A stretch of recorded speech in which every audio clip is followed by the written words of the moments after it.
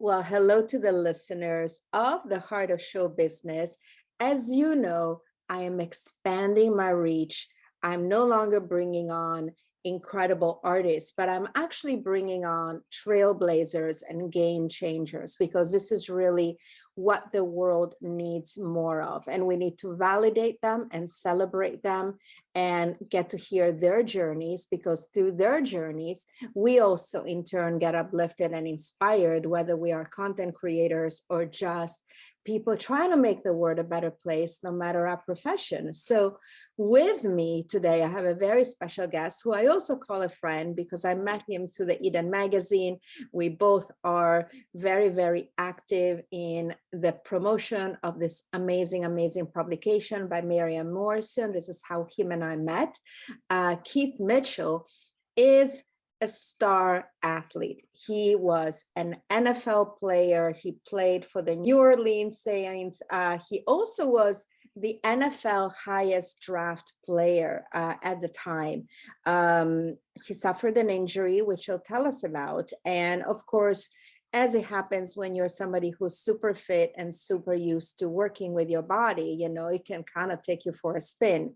So he went into, depression issues and all of that. And then he ended up writing a book and finding yoga and finding breath work and doing retreats and doing all kinds of great stuff, starting a foundation. So I can't wait to dive deep with all this wonderful chatting. Welcome to my show, Kid. Thank you so much for having me. It's such a pleasure to be with you and have some fun dialogue around the work or play that we do. Yes. I mean, I have to tell you, so this is what I'm curious about, because I wonder if the spiritual path or, the self-awareness path is a little bit easier on somebody who, say, is an athlete, right? Because when you're an athlete, you are actually already prone to having a very strong discipline with your body. So let me ask you something. Do you think that people who are involved in sports or are athletes are having a little bit of an easier path trying to find that discipline that is so much needed when you are going into more of a self-awareness and connection with yourself? How was the journey for you? Well, how I look at it is the people who achieve the highest stake, because to achieve and be skillful, you have to have discipline. It's like to show up, you have to practice, you have to be on your P's and Q's. I mean, it's work. And unfortunately, a lot of our society, we just don't have that as a norm. Most people don't push themselves beyond complacency. And so unfortunately, that's just how the world is created and made. And so, but in this space of whether it be athleticism or military or just high level CEO, it's easier because you already have that mindset and that practice of and that discipline to stay focused. Yeah, that's so true. I think also because you're forced to stay present. I mean, when you're playing a game as an athlete, any kind of game, you have to be present. You have to inhabit your body and be in the game. You can't just be playing and trying to score and do a touchdown and then thinking, oh, gee, did I live like the oven open, or, have I fed my cat or my dog? You can't afford to do that, because otherwise you're just going to lose, right? Yeah. It's so interesting. And in a game, it is focus. And in the world that we live in is presence, which is so interesting because I define presence having a lot to do with your innate intelligence. And so when you begin to have these moments that we get to gain in all facets of our lives, we get to bring every time we show up, bring our full engagement, our full intelligence to the discussion. That is so true, Keith. And I have to wonder, I mean, how much did your focus or awareness or presence have any role in playing? I mean, you suffered an injury, a horrible injury while playing, and I think you were paralyzed for quite a few months. how did you get yourself out of that darkness? Because I mean, it's very easy to go into a depression when you're used to mastering your body, and then your body is just like not following because of an injury. What happened there? What was the journey like? Well, I think, well, the journey was obviously life-changing. I didn't really have a guidebook. It was just, I was just kind of going with an intuition that led me from not, taking on an operation, to not taking pharmaceuticals, and also defying what was being told to me by the authoritarian, meaning the doctor. Potentially I wouldn't be able to walk, or I wouldn't be able to do this. And really, just as a dare, as a challenge, I'm like, how dare you? How dare you tell me what I can't do? And like, and am I going to allow uh, someone define my reality? That's just how I'm wired. And so I obviously defied it, and I searched out my healing, which gives me another note that when you're injured, you realize you need healing. It seems in our society, as we're not physically maybe an element or something that we is really a tangible for us right now, but we are injured in regards to trauma, in regards of experiences that we've been through, and we don't realize or recognize it as an injury. That is so true. I actually, I've been talking to quite a few healers lately because, of course, like you, I'm always in the journey of evolution and self-discovery. And obviously, with the pandemic, there's been so much stress in our lives, and of course, all kinds of physical expressions of this stress have shown up in many people's bodies. And everybody thinks the root of stress is obviously mindset and how we think and how we interpret life, right? Right. So, was there a specific,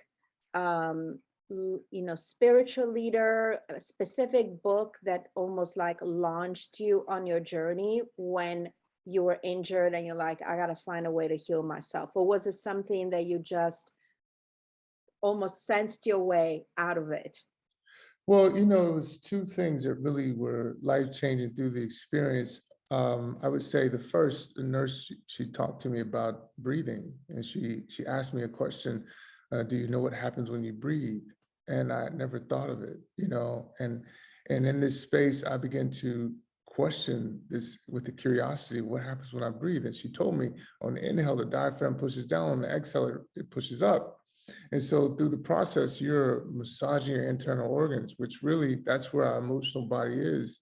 It harvests in those organs, the kidney, you have fear, anger, the liver, and worry in the gut. And so the reality of being able to process what I was going through, which how I define stress is the interpretation of the experience. So maybe I'm too linear. Maybe I need to step back. Maybe I need to just get a broader perspective of it. So it began to help me with the processing mechanism for what I was experiencing at that time. And number two, this book, The Art of Loving by Eric Fromm, and it began to expand my understanding of the simplicity of like things that I even talked about. I talked about I love football, and it was a game I did to the capacity that I had at the time love, but I started to realize how little I did know about loving. Wow.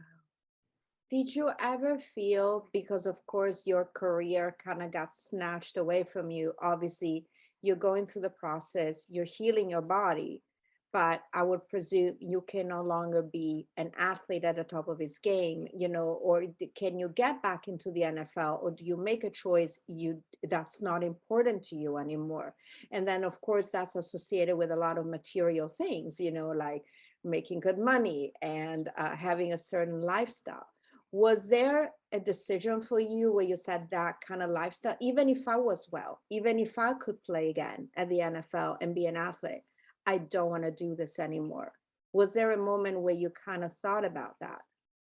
Well, I mean, I've fought for that idea, that identity of myself, because that's all I knew. And obviously the unknown is so can be so scary at times, I guess. But but the reality was I couldn't. My neck wasn't going to be able to support me in the position that I was as a linebacker. I needed that, and so there was no way I could really play the game. So what I was really focused on at the time in that sense was just being functional. And I think when you really get into, how they say and they make the statement, everything is consciousness, which really means awareness. When you begin to be more aware, I think that begins to detoxify the ideas that we have about life and what we actually need with this thing we call life. Yeah. Yeah. Oh my goodness, I love that. I love the detoxification process from the Yes. inside out, versus just the body. Mhm. So you start first with the breath work, and then you started reading the books. When were you in a position physically to start practicing yoga? Because obviously yoga can be strenuous, and especially if you've had a back injury. Did you start doing yoga right away? Um, was it easy? Was it hard? What was it like? No, it was a process. So I couldn't move. So I had a spinal contusion. So it was in my cervical spine, my C3 and my C4. And so I had my whole right side of my body was basically just numb and I had no feeling in it. So that was a paralysis that I faced and dealt with for basically a little bit over a month.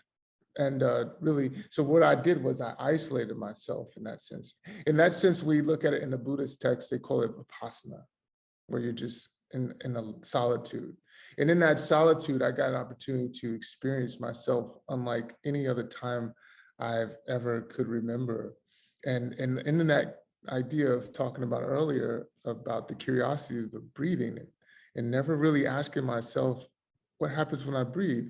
Like just maybe people who are listening to this podcast here, the curiosity, again, that's what allows us to continue to have the thirst for growth and knowledge. It's like the child. It's like at some point we stop asking the question, like, why? Maybe the parent told us to shut up and stop asking questions, but however, that curiosity I feel it begins to deteriorate something within us as humans because our whole quest is to gain knowledge and understanding, which is an awareness. And so for me, it put me on a whole different spectrum of just diving into myself unlike I ever did before in my life. Wow. I love what you said about curiosity. Interesting enough, a few episodes back, I had Dee Pfeiffer on my show. She's an actress on Michelle Pfeiffer's sister, and she's on Big Sky. And she was talking about addiction, because of course she's a recovering addict, and she's talking about her own spiritual journey. And one of the things that she said is whenever there was something that she was feeling resistance on, instead of being resisting and going, no, no, no, no, she'll say, what if I open my hand and my palm, instead of like being like this, like I go like this, which is curiosity, like Mm. open palms, open hand, and look at the situation with curiosity.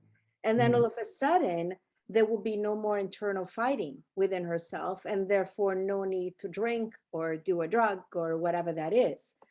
So, Yeah, that is so interesting because I feel a lot of the things that come out, as we call it, addiction, because humans by nature have addictive personalities, just like, say, fear or any other type of thing like this.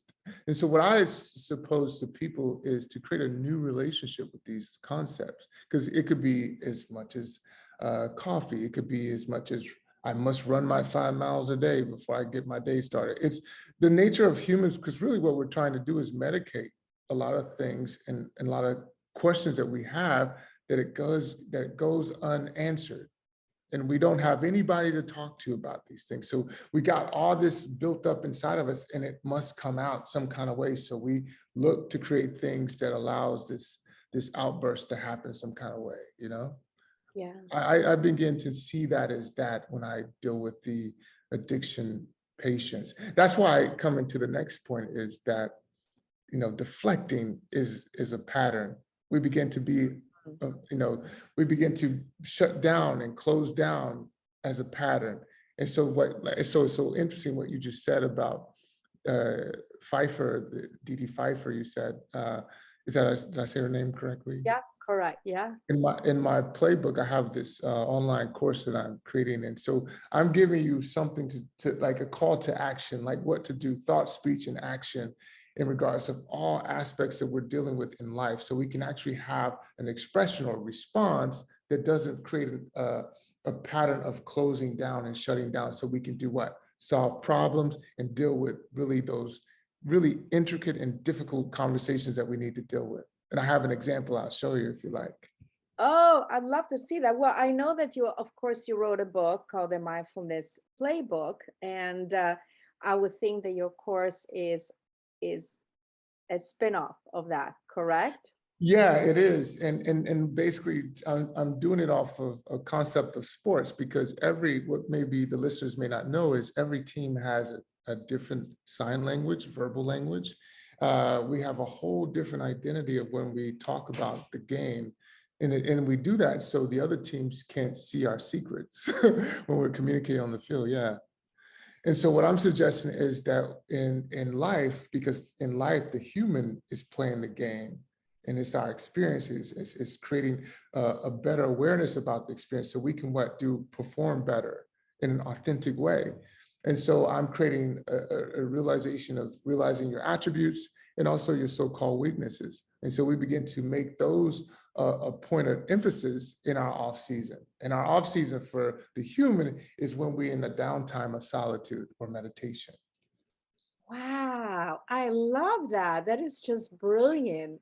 So I would guess that it's inspired by your own experience, because you did go into solitude, when you were healing yourself and your body and your mind. Um, was that the moment where you found your purpose? And what would you say? I know everybody's saying, "What's your purpose? What's your purpose?" And it's kind of like a silly question, but if you were to define Keith Mitchell today, stripped of the pro athlete and all of that, what would that be? And how did that purpose come about from this solitude? Well, I mean, stripping all the things with sports, I would have to say, my father and my mother been married 47 years or so, 48 years. And, they raised me with the pure intention. My father's a preacher. I was raised, seeing my parents treat people well, do support, give to people. And so basically that's where I'm coming from. That's the lineage, that's my pedigree that I'm coming from. That's what I saw. And so it's a continuation. When I look at purpose, what I say is like, how you do things is how you do things. And what I'm suggesting to us is whatever internal problem that you feel you have or you experience is not just your problem or your issue, it's the world's issue. And if we realize ourselves as an opportunity, whether it be through deciding what business to create in the world, what foundation to create in the world, when you begin to make and prioritize a problem-solving concept around the things that you've experienced, you create a whole market for yourself. You actually have an existing market that you just are not aware of. A lot of times we think we're the only ones that experience these things, but you got a whole market of people just waiting for you to show up and share your story and be that medicine for the world. So I feel how we do things is how we do it. And for me, at this point in my life, I just want to be a better problem solver. Oh, I love that. And you Yeah. do so much. I mean, you're obviously been a speaker. You've been even on Michelle Obama's Let's Move campaign. You have shared speaking stages with some of the top, spiritual leaders and CEOs in the world. You write your book, and then you also do a lot of work. You have a foundation called the Light Up Foundation. Can you tell me a little bit more what this is about? Well, the Light It Up Foundation initially was just to showcase the in the community in Los Angeles, to showcase the organizations that are doing amazing work. I feel in our environment, everything is so competitive. And so what happens is maybe because we're bidding for the same amounts of money and we just kind of hide ourselves from the other. But it's like the whole purpose of building is creating the collective approach. And so I felt it's necessary that the organizations know each other. It's necessary that we create a stage to promote these organizations. And so that's really what the Light Up Foundation was initially about. Again, just sharing the awareness, the information, so we can be in the know. I feel the age of the information is to be in the know. It's like I say, the old paradigm was to believe. At this point, we've lived life long enough, we can know. So what do you know? Yeah, Ooh, mic yeah. drop here. That is an amazing Instagrammable quote. I absolutely love. It is the time to know, and I think it is time to open our eyes, and it is time to be doing more breathing and more being in the body and more being aware of other people, because ultimately, like you said, we're all love. We're all different incarnations of love, and we're all connected. And I think that what you are doing is just mind-boggling, because I mean, again, going back, so I mean, you're going back into the yoga practice, of course, which is it something that you practice every day, or are you like me who says, oh, I'm doing one, and then like 3 days go by and then I'm no discipline? Yoga is such a phenomenal practice. It combines the mind, body, and spirit. It actually puts it to a tangible to make sense. It's like if and just put this in the thought of the minds of maybe the people watching, like, okay, or listening. Uh, think of the term surrender. Well, you can speak this term, but if you don't experience it, meaning embody it, well, then you will never have a relationship to it. You can't just show up and say, okay, I'm gonna surrender. This is why the massage therapist is holding your arm during your massage and say, relax, and you got it so tight because you can't surrender. So the idea is by creating a practice for what surrendering looks like, or even compassion, or even forgiveness, patience even. These are concepts that we begin to cultivate through practices. And so we must have a tangible activity that's going to allow us to embody this experience. There's a saying, no one can speak you into liberation. You must first embody it. And so this is what yoga gets an opportunity to present as a practice for us. And it doesn't just look like a physical practice either. Conversations are also a yoga practice, meaning you will have tension, you will have resistance. And the idea is not to run from the resistance, but to go into it. And you're right. It's being in flow, right? I mean, there is a reason why there is a flow of yoga poses. It's being in a state of flow. And that's actually something that I'm discovering lately, is that, obviously there's so much fear and scarcity mindset, post this crazy past 3-4 years.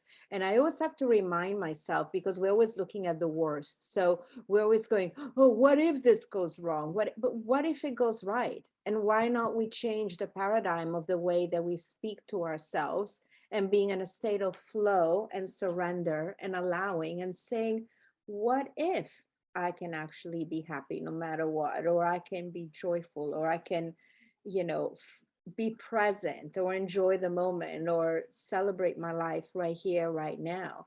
And I think Yeah, what if is so important, and how you put that in the right context, right? I agree with that. And some people may listen and say the flow kind of sounds hippie-ish. We also abide by a concept called intention. And in every moment, we have an intention for why and what's the reason for us being here and how we're choosing to be here. And so by having an intention to everything that we do, we get things done. Yeah. Yeah.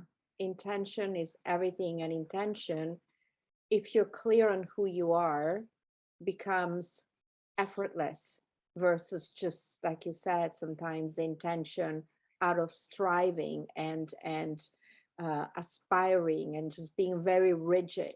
I wonder, with you being an athlete, I mean, I know, for example, that athletes sometimes do have a hard time with yoga, because your muscles are very tight, right? Because you've been an athlete, and you have to be constantly like almost like in a tense mode, I feel, from what I've Right. heard. And then that becomes a relaxation. Was that a challenge for you emotionally and spiritually, to practice that until you got good at it? Yeah, and even the idea is not really based on getting good. It's just allowing yourself to be, and whatever that looks like. So, so interesting. I did this television show, Too Hot to Handle, and one of the things I did with the group, I made them paint themselves up and all kinds of stuff to make them look really just crazy. Because in the space of love, it's not going to always be perfect. It's going to be a lot of crazy moments. And so the idea with the yoga practice, we have a saying: on the inhale is who you think you are, and on the exhale is who you truly are. And so through the process, we begin to allow that to happen, to allow that authenticity come through and be okay with that. Because through the long haul, that's who you truly are. And that's who you can be without all the other stressors. Oh, I gotta show up like this, I gotta show up like this. You can show up as me, present in that moment, holding that intention and allowing yourself to be that light that you truly are. That is so beautiful. I can already feel myself. I'm already relaxed, but I'm like ready for a nap now because it feels so nice and warm and fuzzy, Keith. I mean, you have to tell our listeners now about your online course and what's coming up for you, because I know you're doing retreats.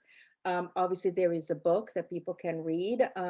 And so what's lining up for you, Keith? And how can people participate in this beautiful spiritual approach of yours to make their lives a little better? Yes, well, you can go to my Instagram, Keith Mitchell 59. I have my book is the Mindfulness Playbook, and then I have an online meditation album actually as well. So if you like the sound of my voice, I can kind of take you through a brief concept of a meditation and how I present it. And also the course that we have. I'm really excited about the course. It's my first endeavor with the online course. It's 6 modules. And I take you through a concept of the various topics, and we just kind of get an opportunity to just dive into a deeper realm of it, really challenging the yoga of conversation, sharing the information. So we get to kind of go into it that way. So I'm really excited about how that's going to be received in the public. And yeah, please check it out. I got a new website coming too. So yeah, keithmitchell59.com. I love that. And of course, we'll be promoting it through our shows on a regular basis. I can't Oh, wait. but the event with Eden Magazine. What about that? Oh my goodness, we forgot about that. That's Yeah. right, because we had a few date changes, and so I kind of, yes, please tell us about the event of the wonderful Eden Magazine and your partnership with them and your own partner and what this is going to be about. Please do speak up, and I'm all ears, and as are my listeners. Yes, I'm so excited about, Eden. I just love Eden and Miriam and her husband. So those are just they're like family to me. They are family to me. So anyway, so we're doing this collaboration in Santa Monica. It's going to be basically a mindfulness reboot, weekend, or we haven't decided if it's going to be just 1 day or 2 days. We're kind of in the development stage of that. But we're going to have it jam-packed with some amazing variation of teachers that kind of have different, unique styles of presenting. We're going to have panel discussions. We're going to have cooking classes. We have an ecstatic dance lineup. I have that set up. We got some performance. It's just we're going to give you the whole shebang. You're going to come out. You're going to come in, bring your stress, bring your things that you're just dealing with, bring it. And by the time you leave, you're going to just be floating out the door. So I'm telling you, I'm just coming just for the ecstatic dance because I have been watching that on Instagram. They have one like every Sunday. There's like the ecstatic dance daily. I'm like, I gotta go. I have a girlfriend of mine that space yoga. I'm just like, it's very much like us. It's like, we gotta go do the ecstatic dance. So now I know that you have one too, which is incredible. So is there a website, or is it part of your website where people can sign up to participate, or is it up yet, or are we still waiting to firm up a few things? But of course, I'll keep reminding my listeners as things progress, of course. Yes, we'll have the link sent to you. It'll be on my website as well. It's not there just yet, but it will be. But yeah, so we'll have the links of how you can get tickets. It's just going to be an amazing opportunity. You must come. We're going to also, well, I'm also in the process of working with the Unified School District to get some kids. I want to have some events for the kids and their parents to come and be a part and have it work with the city council to, get that taken care of so they can have the opportunity to be in the space with us as well. So it's going to be a lot of twists to it. I got the LAPD. I was one of the first to bring mindfulness to the LAPD, did a department there. So we've done a lot of work there in these areas. So I'm going to have all these, KTLA, we're going to have them be, LA Yoga, we're looking at them to be a main sponsor as well. So we're going to have a nice mixture of well-rounded of people coming in the nature of just wanting to reboot, recircuit, and also arm themselves with some tools tools to be what? Better problem solvers, because we need better problem solvers in our society today. Yeah, and you know what? I think we also need to connect with like-minded people. We have been so disconnected living inside our computers and inside our homes, which has been great, like you said, because we got to isolate and we got to all of a sudden, I don't know about you, when there was a pandemic, I could go walk and I could see the birds and the bees and literally be in nature because there was nothing else to do. But then it feels to me that once life got back to normal, people like completely forgot everything that happened. And, the great reset or the, grand awakening, whatever you want to call it, the new world that is being built. And then we're so busy into striving and striving and striving. And I think that is so important to be surrounded by like-minded people. Do the work, be with people like Keith and the teachers that he's going to bring in and the speakers he's going to bring in, and also connect with like-minded people, because that's all we need. We all need to be more connected, right? Yeah, and I like the term of curious people. You know, Yeah, I curious. like, yeah, people who are curious, because in curiosity, it gets us excited about waking up each day. It's the stimuli that we need, that the only stimuli, in my opinion, that we need to really be excited about just getting up and just experiencing the day. I think it's a change of insight with that. I think I like to be around curious people, and then the like-minded can come after that. However, but just people, because you may not have ever practiced yoga, you may never have meditated. That's okay. You can still be a part of the event, and because we can share with you how, and you can find your way with it. So it can be a beautiful thing. It will be a beautiful experience. So you want to be there. Oh, yes, yes, yes. Oh my goodness, this has been such a great conversation. My cat seems to agree because she's meowing. She heard you. She's like, oh yeah, I like Keith. I'm gonna speak up now.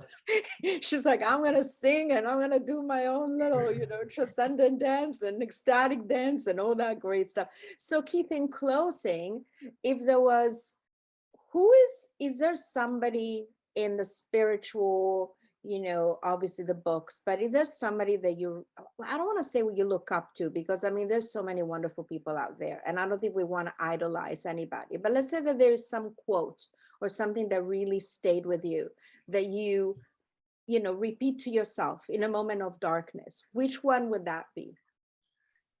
Wow, you hit me with that's a tough one. I I love know. tough questions, but man, you just hit me with uh, you know, I have one here, and I'm cheating. I'm gonna have to read it. That's okay. It said, have a relationship that is mature enough to sit down, like, look at, look, this is our problem, and this is how I like to fix it.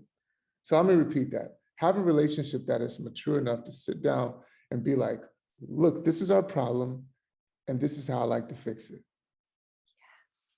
Yes. That's a beautiful one. Also, because when we're having relationships with other people, whether they're romantic, friendships, work, or whatever, always nobody says how we're going to fix it. They say, this is a problem. And then Mm, they just blah, vomit yeah, it out. And then it's like, okay, I love like this, the added, how are we going to fix it? Or this is yeah, how I would like to fix it. This is yeah. a beautiful quote, Keith, and very insightful and very different and very unique, which is what I love. Instead of you rambling on and, we talk about Oprah Mayangelu and, Khalil Gibran, and we could quote everybody, Luis Hay, Abdel Caboose, but this is a good one. That's Yes. a good one. Well, Yeah. to all my dear listeners, I'm sure you got some great insights with this amazing conversation with Keith. Please follow my Instagram, please follow my social. I will be posting a lot of links on the show notes. However, I'll keep posting updates on the activities of Keith, his events, his retreats, what he's been up to. Follow the journey, read his books. Keith, has been wonderful to have you as a guest on my show. I can't wait to share this episode. And literally, thank you for being in the world, and thank you for who you are and what you stand for. And truly, I honor you and I appreciate you. And I love you. Thank you so much. Oh, beautiful. Thank you so much for having me. It's been a pleasure having a conversation with you about these things. I can't wait to see you again. We'll see you in Santa Monica. This Absolutely. fall. I can't Yes. wait. I'll be there with bells on. So everybody come and see us. Come meet Keith and Miriam and myself and so many great curious people. So that's going to be fun. I love that. Over and out, and have a beautiful day.